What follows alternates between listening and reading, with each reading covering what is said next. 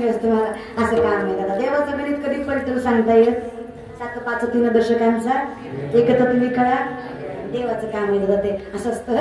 मग महाराज तुकोबारांची चौकात उभा राहायची, प्रत्येक वाटेला कान लावायची. ज्या वाटेतनं विठ्ठल विठ्ठल असा जयघोष येईल त्या वाटेनं जायची. कारण माझ्या तुकोबाच्या मातीहून चढायचे. ते रोज सुद्धा माझ्या पांडुरंगाचं नामचिंतन करायचं एवढा अधिकार माझ्या तुकोबांचा होता. अहो जगाच्या मालकानं तुकोबांच्या चरणावर मस्तक ठेवावं हा अधिकार माझ्या तुकोबांचा होता. त्या तुकोबांची बायको जाऊ तुकोबांना भाकरी खाऊ घातली आणि माघारी येताना काटा बसला माझ्या जिजाऊच्या पायात. देवाला सहन झालं. माय तुम्हाला अधिकार सांगते बरं मी तुमचा.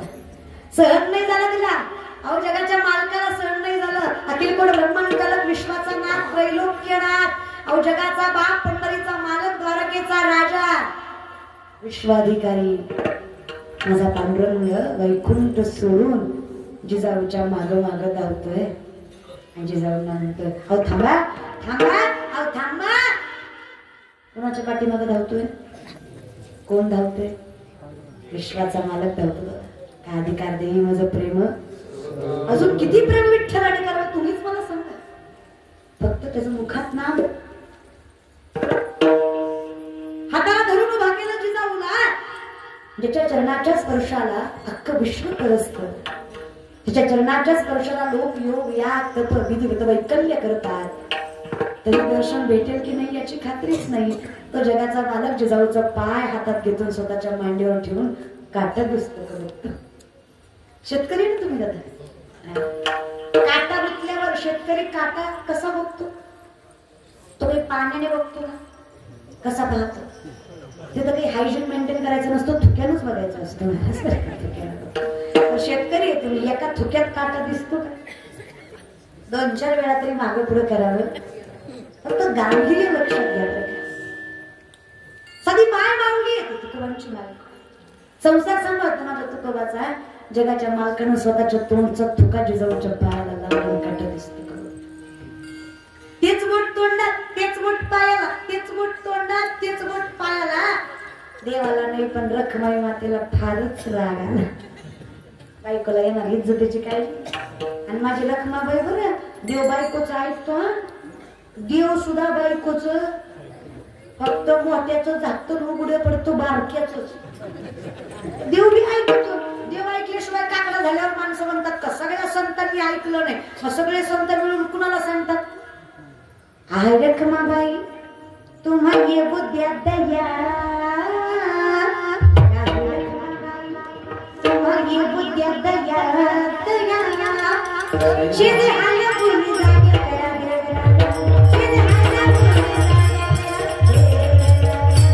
शिरे आल्या बोली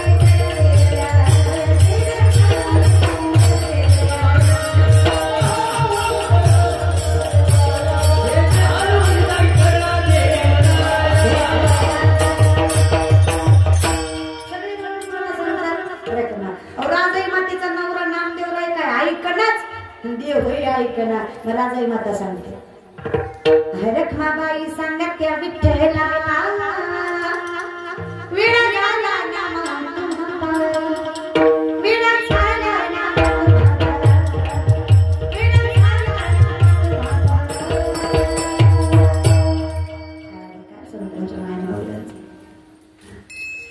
जगाच्या मालकाने काटा रखमाई माता रागाला म्हणली स्वामी कळतं का तुम्हाला विश्वाचं नाथ तुम्ही अखिल कोण ब्रह्मांड चालक तुम्ही. किती वेळ झाला मी बघते. आता बंद होईल पुन्हा बंद होईल पुन्हा बंद होईल.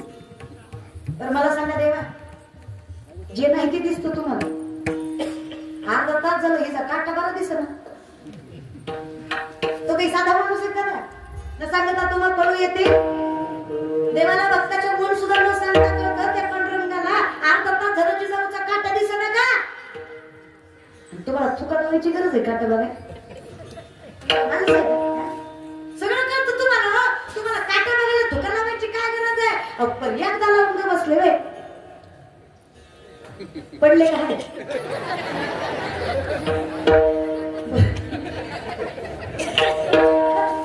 ऐकाव बसून कीर्तन बोलावं तर हाय ती ना घे तुझं कीर्तन असं म्हणणार ती आहे ती. त्याच्यामुळे बस म्हणण्यात काय माझ्या तू आलेलं ऐक मध्ये म्हणलं की नाही बसून ऐका की म्हणतात मी तुझं कीर्तन चल सप्ताही तिकडं कीर्तनी बसून ऐक माझी अशी लोक आहेत त्याच्यामुळं लय बसून मी ऐका म्हणण्यात माझ्या आपला हाय तसं आपणच सांभाळून घ्यायचं. कारण कसं आहे ना पहिलं माणसं लय होती जीप कमी होते मग माणसं जीपवाल्याकडे जायची विचारायची दादा कुठं चालली गाडी बरोबर आहे की नाही. आता काय झालं जीपाला झाले आणि माणसं कमी झाले. हा मग ती माणसाकडे विचारतो कुठं जायचं तुम्हाला अशी कथा आहे आमची. आता पहिले कीर्तनकार कमी होते माणसं आता कीर्तनकार नाही झाले ना. त्याला मान्य ही नाही तर दुसरं नाही तर तिसरं गेलं असं काम आहे त्याच्यामुळे बोलण्यात मजा. आणि लोकांचं कसं आहे ना दादा लोक चांगल्या गोष्टी स्वीकारायला जरा वेळच लागतात त्याच्यामुळं असं द्या जसं जमेल तसं. या विषयावर रखमाई माता म्हणजे कसं काय काटा दिसत ना स्वामी तुम्हाला पांडुरंगानं सांगितलं काय वाटतं रखमा तुला काटा रुतवणाराही मीच आहे आणि काटा काढणाराही मीच आहे. माझ्या तुकोबाची अर्धांगिणी होती चांगल्या वाईट सगळ्या काळात तिने संसार सांभाळला माझ्या तुकोबाचा. तक्रार केली नाही कधी म्हणली सुद्धा नाही विठ्ठला असा कसा नवर दिला रे. त्या तुकोबाला घास खाऊ घातल्याशिवाय कधी पोट भरलं नाही त्या माय माऊलीनं. 4-4 दिवस उडत ती तुकोबांना आणि मग आपलं पोट भरती जेव्हा नवऱ्याच्या मुखात घास जाईल. अशी बायको हुडकून तरी सांभाळणार आहे करक ना. अगं ही पत्नी म्हणजे संतांचाच अवतार म्हणावं. हिच्यात आणि संतात काही भेद आणि संतांच्या पायाची धूळ माझ्या मुखाला लागावी म्हणजे माझंच भाग्य. ह्याची जाऊची धूळ माझ्या मुखाला लागावी म्हणून एवढा 8 तास केला ग रखमा. नाही तर काय गरज आहे मला सांग बरं कुणाचा काटा बघायची करायच्या. जिजाऊचा काटा विश्वाच्या मालकानं पांडुरंगानं काढला. आमचा काटा लोकांनीच काढला. आमचा बी काढला महाराज पण आम्हाला लोकच पडले हे की नाही. अवघडच आहे दादा. देई माझं प्रेम अजून किती प्रेम माझ्या विठ्ठलाने करावं पण तो गोड नाहीये का दिसला. राजा सुकुमार मदनाचा रवी शशिकाळा काय देखणं स्वरूप त्याचं. 70-75 वर्षाची म्हातारी कृष्णाला बघायला गेले आणि ज्या गवळणी तुम्ही ऐकता त्या गवळणी ह्या सगळ्या वृद्ध गवळणीवर आहेत.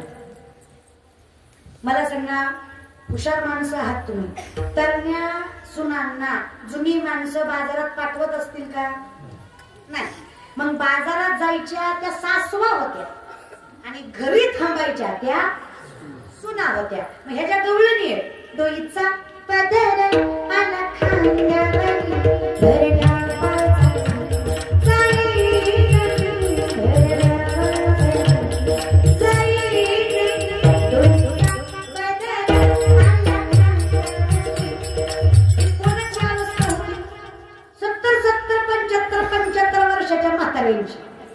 त्या म्हाताऱ्या सुद्धा कृष्णाकडे बघून म्हणायच्या तू जरा मोठ्या ना आम्ही जरा बारक असतो तर तू या संगच केलं असतो जरा भेद झालाय की नाही.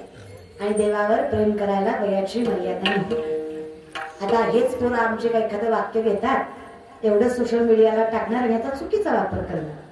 वयाची मर्यादा नाही याचा अर्थ राधा आणि कृष्ण याचं वर्णन जर तुम्ही कधी व्यवस्थित ऐकलं तर राधा हे स्वरूप सांगण्यासाठी वर्णवली जाते की प्रेम मर्यादित जरी असलं तरी त्याच्यामध्ये किती मर्यादा असावी हे सांगण्यासाठी राधेचं स्वरूप.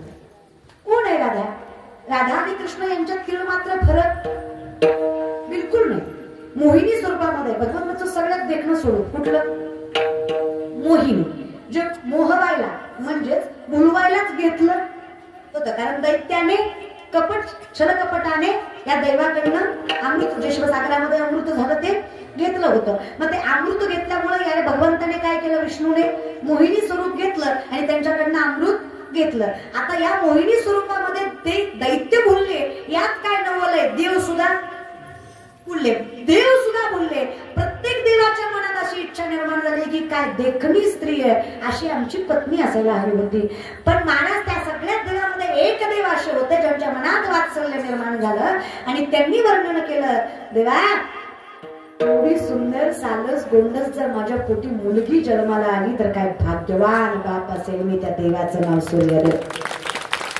सूर्यदेवांना वाटलं अशी पत्नी नको, अशी कशी पाहिजे, कोण पाहिजे, मुलगी पाहिजे. एवढी सालस गोंडस प्रेमळ देखणी कोण पाहिजे, मुलगी. देवालाही नवल वाटलं, त्या स्वरूपामध्ये वात्सल्य निर्माण तुमच्या मनात झालं. काय शुद्ध मन म्हणावं तुमचं, आशीर्वाद आहे. जेव्हा द्वापार युगामध्ये, जेव्हा रामजन्म, जेव्हा त्रेतायुगामध्ये श्रीकृष्ण जन्म असेल, महाराज अधिकार लक्षात घ्या, श्रीकृष्ण जन्मामध्ये मी तुमच्या पोटी राधा म्हणून जन्माला येईल आणि ती राधा इतकी सुंदर देखणी असेल. अशा लाखो मोहिनी ज्याच्यावर भाळतात, तो विश्वाचा मालक तिच्या रूपावर भाळलेला असेल. इतकं सुंदर त्या राधेचं रूप असेल. तुम्ही मला सांगा, राधा आणि कृष्ण याच्यात फरक आहे का? आजकालची पोरं जी म्हणतात ना, तू मी किसने. राधा 22 वर्ष होता त्यावेळेस श्रीकृष्ण 5 वर्षाचा. राधेला नवरा होता जेव्हा देव रांगत होता. आता तुमची राधा 22 ची, तुम्ही 5चे रे, असे रांगत जातात देवाची माणसं असली. देवाला असली म्हणजे काय, कसे देवाला 16,108 होते, आम्ही विद्वांचर करीतो. काय वाटते, मजा म्हणून बायका केली. 16,100 पोरी कंसाच्या कारावासात होत्या. 7 मुली देवाकडे आल्या, 8वी रुक्मिणी देवाकडे. सगळ्या बायका देवाकडे आल्या, एकही बायको देवानं केली. 16,100 पोरी कंसाच्या कारावासात ज्यांनी देवाकडे याचना केली, देवा पोरी येतात. किती पवित्र असलो जग नावच ठेवणार. परपुरुषाच्या सहवासात राहून आलात, कुठल्या अंगाने तुम्ही पवित्र आहे? कुठलाच पुरुष आम्हाला चांगल्या मनाने स्वीकारणार, कायम दुय्यम स्थान देणार, कायम वाईट नजरेने बघणार. बाईला मी विठ्ठला, बाई आहे, काय दोष आहे आमचा? पाया पडते कृष्ण तुमच्या. अधिकाराने जगायला द्या, नाही तर मारून टाका. तर या पुरी अधिकाराने जगणार कशा? इथे देवाने जरी ओढून सांगितलं की या पुरी पवित्र आहे, तरी लोक ऐकणार? अहो, इथं सीतेला लोकांनी अग्नी परीक्षा द्यावी लागली. या पोरींची काय कथा? जग आहे. एक काम करा, आम्हाला तुमचं नाव द्या, त्याचं मारून टाका. देव तारणहार आहे, विनाश कसा करेल? भगवान श्रीकृष्णाने प्रत्येक मुलीला स्वतःचं नाव करण्याचा अधिकार दिला, म्हणून त्या कृष्णांच्या पत्नी झाल्या. पण कौतुक आहे मला सनातन धर्माचं, हिंदू धर्माचं, माझ्या संस्कृतीचं, माझ्या पांडुरंगाचं, माझ्या कृष्णाचं. एकाही मुलीला माझ्या स्पर्शानं साधा स्पर्शही केला नाही, हा अधिकार होता माझ्या भगवंताचा. कृष्णाने एकाही मुलीला साधा स्पर्शही केला नाही. भोग भोगोनी ब्रह्मचारी नमल केवडे केवडे नवले कानोबाचे कोडे तुका म्हणे नटधारी. हा अधिकार काय स्वरूप असेल देवाचं. 70 तुम्ही जागा आले, 70-75ची म्हातारी झाली. कृष्णाला बघायला गेली. असा बारकासा पाण्यातला कृष्ण, तिचं काही मन राहवलं नाही. घरी आली, सगळी उलटी सुलटी कामं. गायची वासरी म्हशीला सोडली, म्हशीची वासरी गाईला सोडली, बैलाची धार कशी काढली रे, मन मोहिनी रे, मन मोहिनी, मन मोहिनी रे, मन मोहिनी. पाहिला पाहिला निंदाचा निंद, पाहिला पाहिला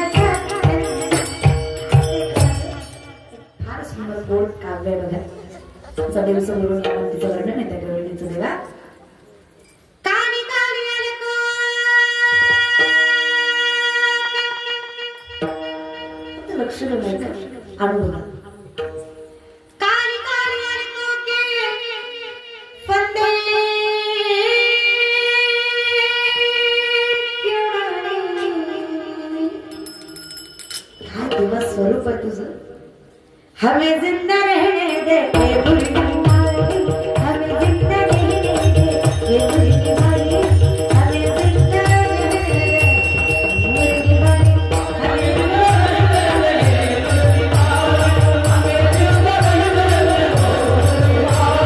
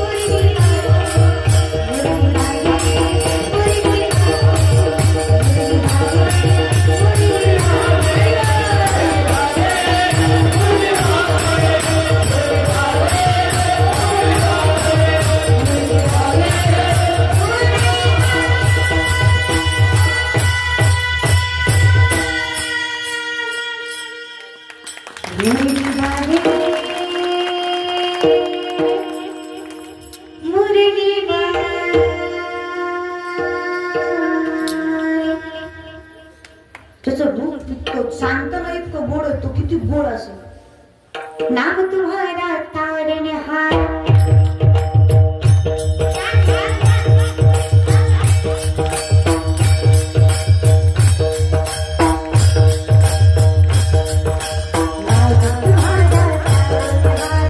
कळला असेल की नाही का मीराबाई म्हणते श्याम सागरे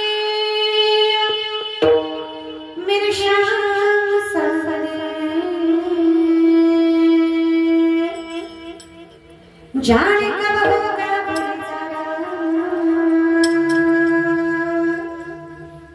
तू मिल जाए सारी दुनिया छोड़ के तुम कुछ मांगो नहीं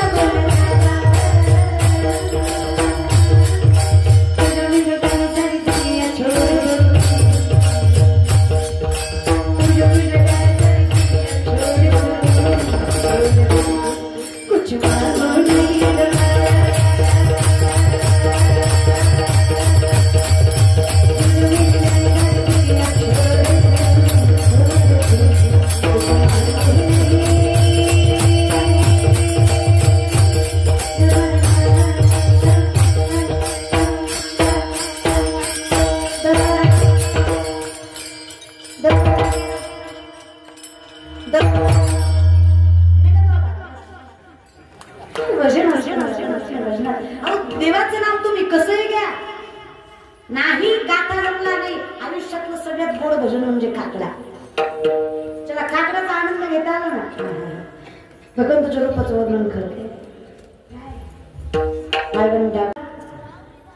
पुढा पांडुरंगा प्रभात संयोग पातळा वैश्वानर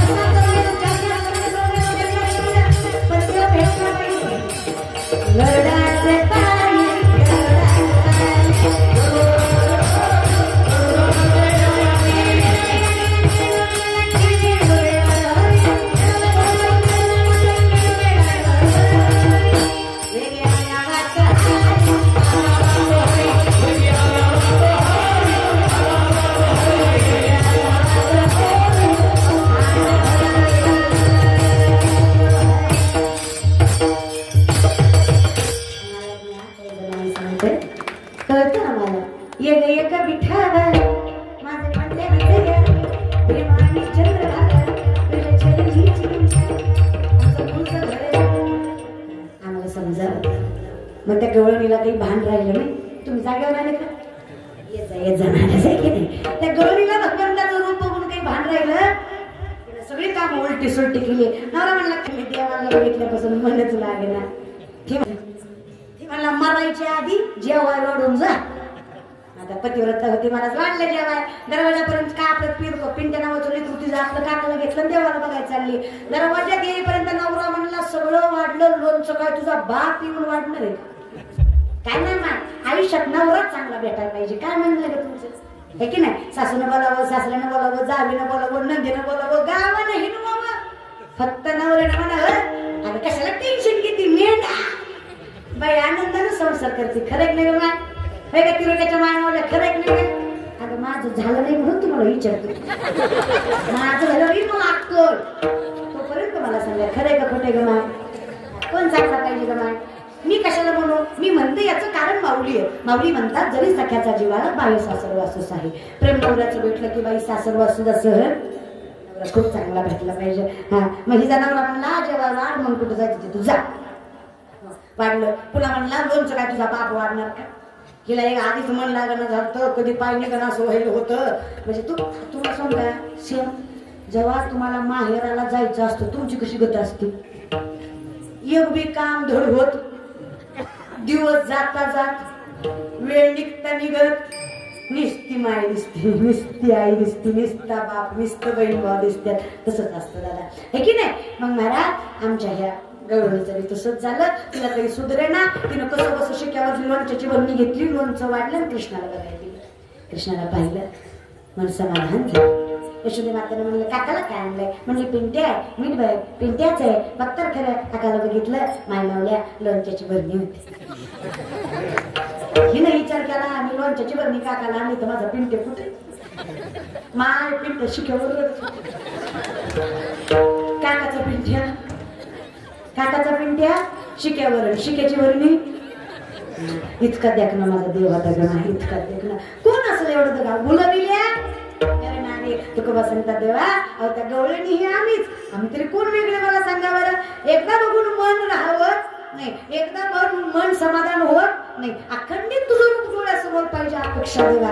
मला सांग यदा कदा नको आता सदा अखंड तुझं नाम तुझं रूप आमच्या डोळ्यासमोर आमच्या मुखात असावं. विश्वाच्या मालका तू असला की आयुष्यात काहीच कमी पडणार नाही. कमीत कमी आमच्या स्वार्थासाठी कवयना पण आयुष्यात असत्य डोळ्याला दिसू नये याच्यासाठी सत्य तू विठ्ठला तुझं सत्य स्वरूप आमच्या डोळ्यासमोर असावं. म्हणजे बाकीच्या चुकीच्या गोष्टीकडे नजर जाणार म्हणून विनंती देवा. सदा माझे डोळ्या जड तुझे